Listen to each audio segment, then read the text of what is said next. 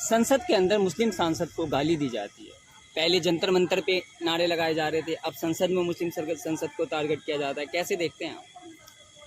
देखिए, ये भारतीय जनता पार्टी के जो लोग हैं, इन्होंने हमेशा देश को बांटने का काम किया है।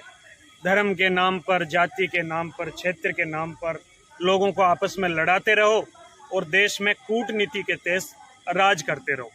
इसके अलावा इनके पास कोई एजेंडा नहीं है। ना तो इनको कोई देश में विकास कार्य करवाने हैं, ना बेरोजगारी दूर करनी है, ना महंगाई को कम करना है, ना किसी प्रकार का एजुकेशन का सिस्टम सुधारना है। सिर्फ और सिर्फ धर्म की राजनीति करके और इस देश का बंटाधार करने का काम कर रहे हैं। हिंदू मुस्लिम के बीच में इतनी बड़ी खाई पैदा करना चाह रहे हैं, इतनी बड़ी खाई पैदा करना चाह रहे हैं कि एक मोहल्ले, एक गांव, एक बस्ती में रहने के बावजूद भी ऐसा प्रतीत करवा रहे हैं कि भारत का हिंदू मुस्लिम भी कहीं न कहीं दुश्मन है। बड़े दुर्भाग्य की बात है कि इस देश के प्रधानमंत्री जी लगातार 2 बार इस देश की जनता को बावड़ी बना करके और प्रधानमंत्री की कुर्सी पर विराजित हो गए। उसके बावजूद उनका मन नहीं भरा और रोज कोई ना कोई जुमला फैला करके हिंदू मुस्लिम को आपस में लड़ा करके फिर 2024 में काबिज होने की कोशिश कर रहे हैं। लेकिन मोदी जी, कान खोल करके सुन लें, ये कांग्रेस का जमीनी स्तर का कार्यकर्ता आज आपको कह रहा है कि 2024 के अंदर कांग्रेस के बब्बर शेर इस भारतीय जनता पार्टी के एनडीए के गठबंधन को घुटने टिकाने का काम करेगी। दानिश अली तो रो रहे हैं ना? दानिश अली रो रहे हैं या क्या कर रहे हैं मैंने देखा नहीं है, लेकिन मैं इतना कहना चाहता हूं कि बीजेपी के लोग सिर्फ और सिर्फ हिंदू मुस्लिम के माध्यम से अपनी राजनीतिक रोटियां सेकना चाहते हैं। इस देश का मतदाता जागरूक हो चुका है। इस देश का मतदाता अब किसी प्रकार से इनके झांसे में आने वाला नहीं है। और निश्चित रूप से आप देखेंगे, जैसे कर्नाटक और हिमाचल के नतीजे आए, ठीक वैसे के वैसे 5 स्टेट के नतीजे जो 2023 के आखिरी में मध्य प्रदेश, छत्तीसगढ़, राजस्थान सहित 5 स्टेट के जो इलेक्शन होने वाले हैं, उनके नतीजे सेमीफाइनल के रूप में बहुत बेहतर कांग्रेस के पक्ष में आने वाले हैं।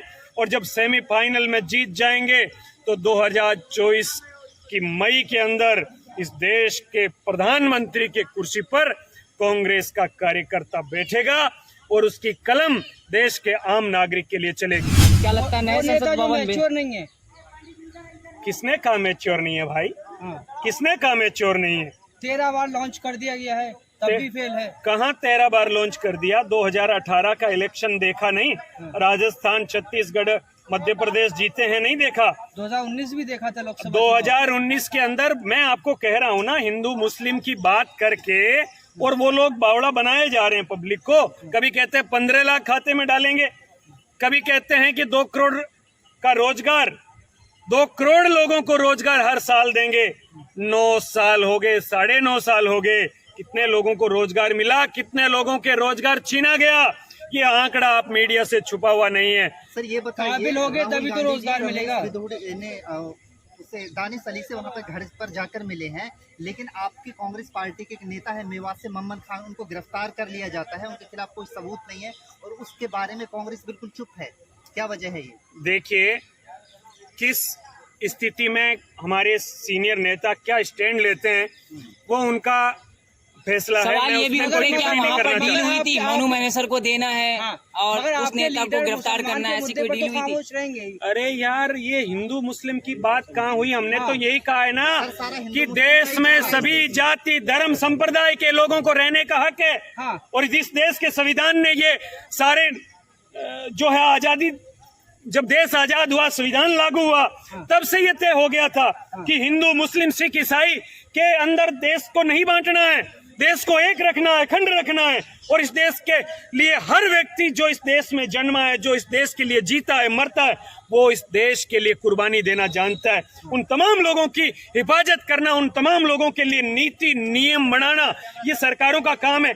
लेकिन ये क्या कर रहे हैं बीजेपी वाले?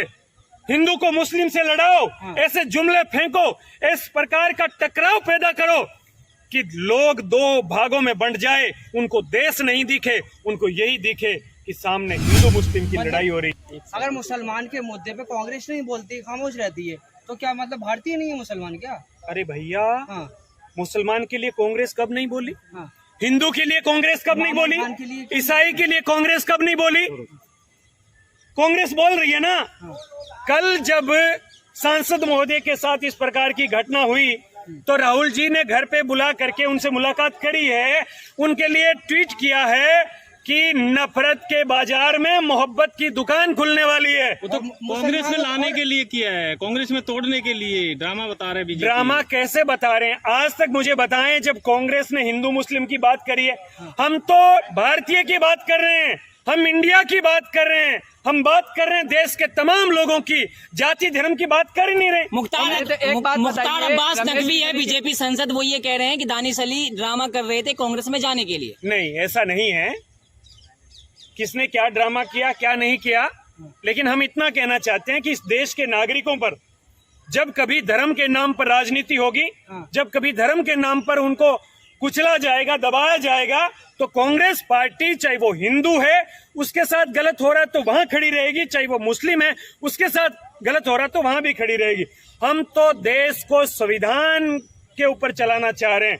मंदिर मस्जिद हिंदू मुस्लिम की लड़ाई हम नहीं करवाना चाहते। तो एक बात बताइए, बिदुरी के बयान से इतना चौंक क्यों रहे हैं? इससे पहले भी तो खुले मंचों से इस तरह की बात कही जाती रही है। हिंदू मुस्लिम की राजनीति करने वालों के मुंह पर ये जनता करारा तमाचा मारेगी। मैं आपको आज कह रहा हूँ, मारेगी मगर कांग्रेस खामोश रहेगी। भैया कांग्रेस कहाँ खामोश है? फिर बार बार उसी सवाल को आप दोहराए जा रहे हैं। कुंवर दानिश अली को जो है भरवे और कटवे कहा जा रहा था, उस वक्त डिप्टी जो स्पीकर थे वो कांग्रेस से थे, उन्होंने कहा बैठ जाइए। देखिए, जब सदन के अंदर हो चाहे बाहर हो, जब कोई विवाद की स्थिति पैदा होती है तो हर आदमी यही चाहता है कि विवाद एक बार के लिए खत्म किया जाए। कोई ऐसा थोड़ी है कि कोई कह दे कि नहीं दानिश अली जी आप भी जाइए और दो हाथ कर लीजिए, ऐसा थोड़ी ना होता है। अब आप सब कह सकते हैं। तो क्या कहेंगे रमेश बिदुरी के बयान पे, क्या कहेंगे? अब इस तरीके की भाषा मुसलमानों को डर लगने लगा है। देखिए, किसी को इस देश के अंदर डरने की जरूरत नहीं है। इस देश के संविधान के अनुसार यहाँ की नीति निर्धारण होती है और इस देश का प्रत्येक नागरिक संविधान में विश्वास करता है, इस देश के तिरंगे झंडे में विश्वास करता है। और मैं समझता हूँ कि चाहे कहीं अल्पसंख्यक हिंदू हो, चाहे कहीं अल्पसंख्यक मुस्लिम हो, किसी को डरने की आवश्यकता नहीं है। इस देश को संविधान के माध्यम से चलाया जाएगा, देश को एक रखा जाएगा, अखंड रखा जाएगा। एक लास्ट सवाल, बीजेपी की परिवर्तन यात्रा में डांसर बार को बुलाया जा रहा है। अब देखिए, मैं आपको हालत बताऊं, मैं राजस्थान से आता हूं और राजस्थान के अंदर बीजेपी की परिवर्तन यात्राओं के अंदर भीड़ नहीं जुट रही है, कुर्सियां खाली रह रही है। हिमंत बिस्वा शर्मा, असम के मुख्यमंत्री, केंद्रीय जल शक्ति मंत्री गजेंद्र सिंह जी जैसे बड़े नेता मंच पर स्पीच कर रहे हैं और पीछे 80% कुर्सियां खाली पड़ी रह जाती है उनकी। तो भीड़ को जुटाने के लिए बार वालाओं को बुलाया जा रहा है, डांसर को बुलाया जा रहा है। पब्लिक का मन बीजेपी की यात्राओं से भंग हो चुका है। कांग्रेस की सरकार राजस्थान के अंदर फिर से बनने जा रही है और सचिन पायलट जी, अशोक गहलोत जी एक होकर के चुनाव लड़ने जा रहे हैं। सचिन पायलट और अशोक गहलोत का विवाद पहले खत्म कर लीजिए, फिर राजस्थान जीतना आप लोग। विवाद तो था ही नहीं भैया। हाँ। विवाद तो था ही नहीं। बात तो इतनी थी कि कांग्रेस के आम कार्यकर्ता की बात सरकार में सुनी जाए, इसके लिए उन्होंने कुछ बातें रखी थी। उनका सॉल्यूशन हो गया, सारे विवाद खत्म हो गए, सारे जो प्रोपेगेंडा भारतीय जनता पार्टी के द्वारा फैलाया गया था वो भी पूरा हो गया। भाग रहे हैं? कौन भाग रहे हैं भैया? नागौर की जो पूर्व सांसद भागी हैं। देखिए, जिनको जनता ने नकार दिया हो, जो जनता के बीच रहना नहीं चाहते, और ऐसा चाहते हैं कि महलों में रह करके इस लोकतांत्रिक व्यवस्था में अपना कुछ कर लें, सर, तो ऐसा सर, संभव नहीं है। सुन लीजिए। रमेश बिदूड़ी पर आते हैं, सुदर्शन न्यूज चैनल के पत्रकार है सुरेश चौहान के, वो इतने नफरती है, सबको मालूम है, वो उसका समर्थन करते हैं। क्या वजह है कि ऐसे जो मीडिया हाउस है उन पर कांग्रेस पार्टी कोई एक्शन नहीं लेती? बिल्कुल निश्चित रूप से कांग्रेस पार्टी ने ऐसे मीडिया हाउसेज जो देश में गंद फैलाने का काम कर रहे हैं, जो नफरती भाषा बोलते हैं, जो हमारे प्रवक्ताओं के साथ अभद्र शब्दों का प्रयोग करते हैं, हमारे प्रवक्ताओं के साथ वहाँ इस प्रकार का व्यवहार किया जाता है, एक तरफा भाषा बोली जाती है। एक मैं कह सकता हूँ कि जो गोदी मीडिया है वो पूरा का पूरा एक तरफा चल रहा है बीजेपी की तरफ। तो कांग्रेस ने तो ऐसे जो बहिष्कार एंकर है टीवी के, उनका बहिष्कार किया, बाकायदा लिस्ट जारी की है कि इन लोगों के कार्यक्रम में लेकिन सर, कांग्रेस का कोई प्रवक्ता नहीं जाएगा। चलिए, उनकी शुक्रिया। वही टून रहती है, उसी अंदाज में बात करते हैं। होगी भैया, जब टीआरपी गिरेगी ना तो सब कुछ होगा।